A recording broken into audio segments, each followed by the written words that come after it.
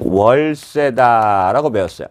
이걸 보고 요즘 사글세란 말을 다 안 배워서 그러나요? 이걸 보고 무식한 인간들 깔세 그러고 앉아 있어요. 신문에.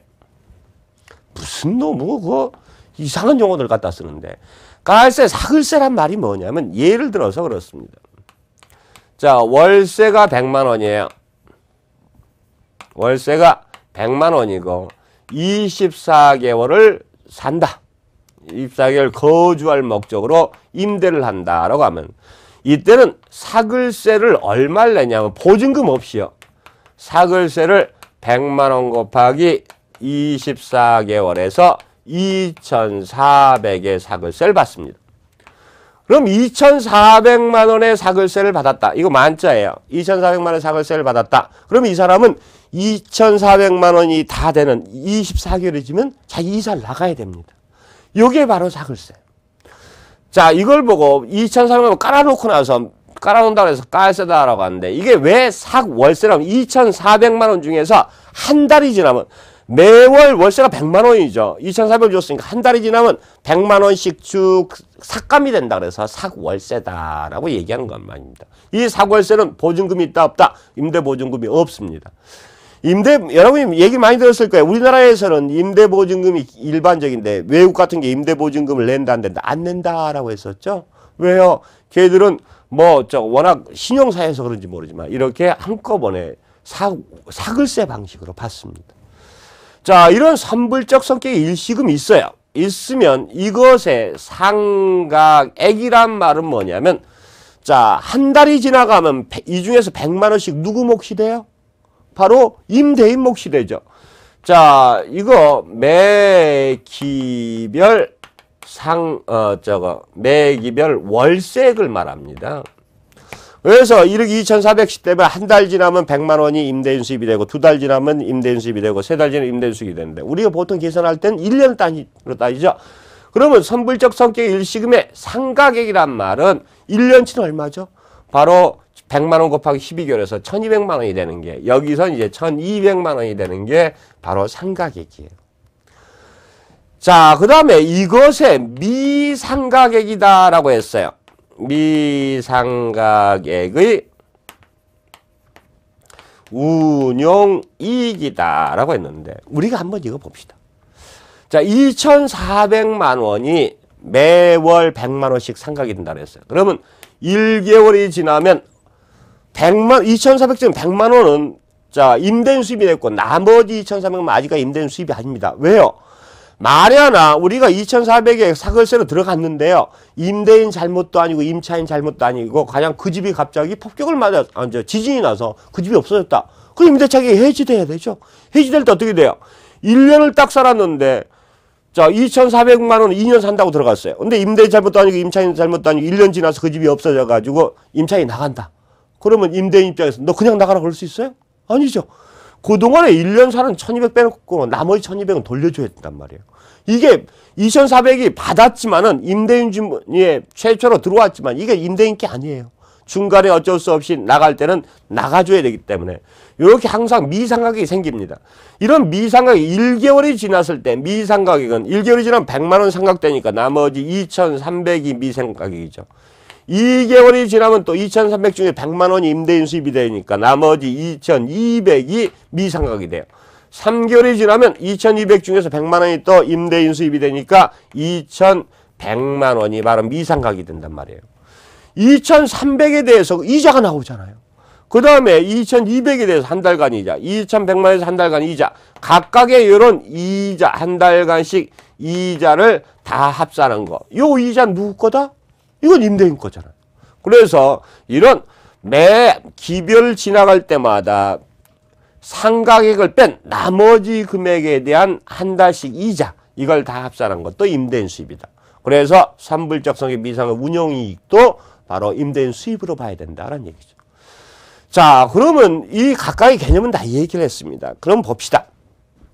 이 중에서 우리는요, 이 모든 것들, 이 6가지를 다 합해서 우리가 뭐라고 하냐면 실제 임대료라고 받는 것에 모든 수입은 임대 수입은 이게 다예요. 그래서 이걸 보고 실질 임료다라고 얘기합니다. 이 6가지를 다 더한 게. 근데 이 실질 임료 중에서요, 실제 임대인의 순수입은 뭐죠? 필요 제공비는 경비로 다 써야 되죠. 임대인 순수입은 이거예요. 이걸 보고 우리는 순임료다라고 얘기하는 거예요. 순임료는 바로 뭘 더한 거? 2번서부터 6번까지 더한 거. 임대인의 순수익이에요.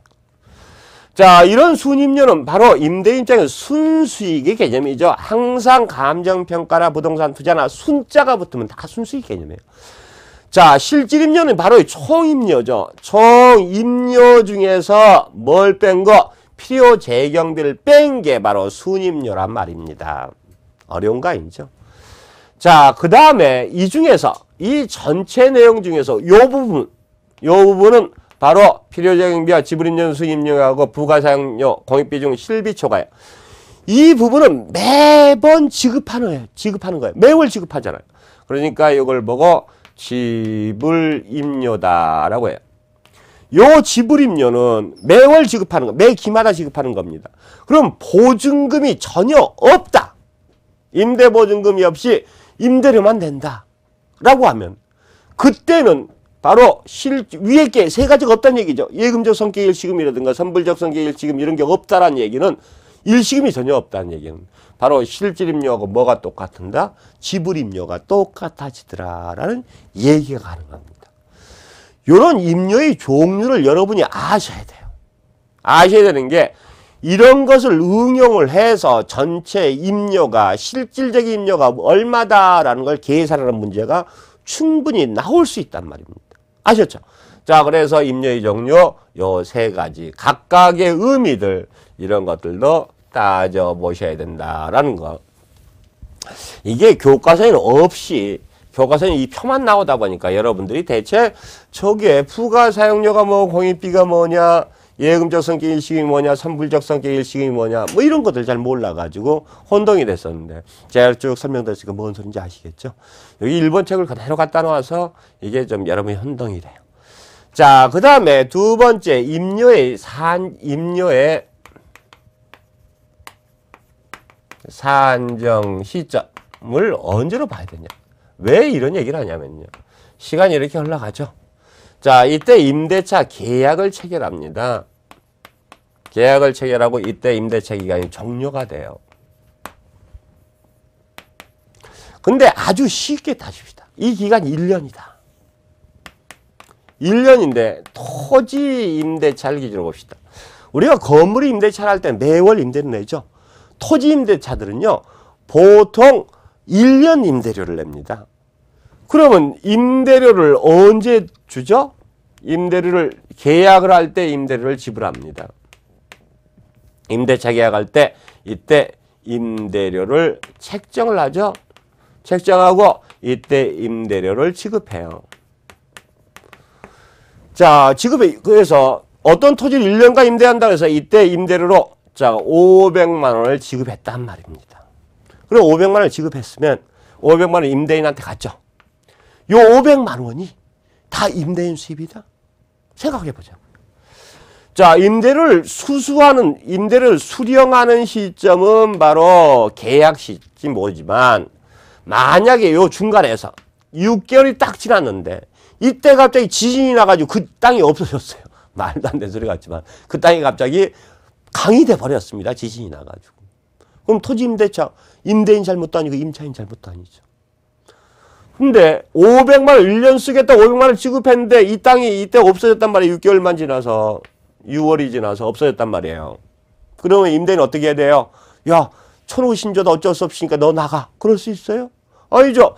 자, 500만 원 중에 절반은 돌려줘야 될 거 아니에요.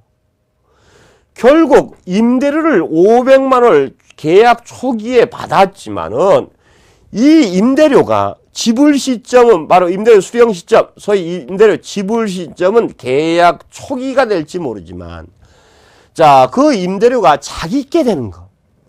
임대료가 임대인한테 귀속하는 시점, 100% 귀속하는 시점은 바로 임대료가 종료되는 시점이란 말이에요. 자, 그래서 임대차 계약에서 우리를 이때를 보고 시기다, 시작하는 시간이다, 시기다라고 하고, 임대료가 종료되는 시점을 보고 종기다라고 얘기해요. 그러면 임료의 지불 시기나 임료를 책정하는 시점은 보통 시기에 따지지만, 자, 임대료가 누구한테? 임대인 수익으로 귀속하는 시점은 종기란 말입니다.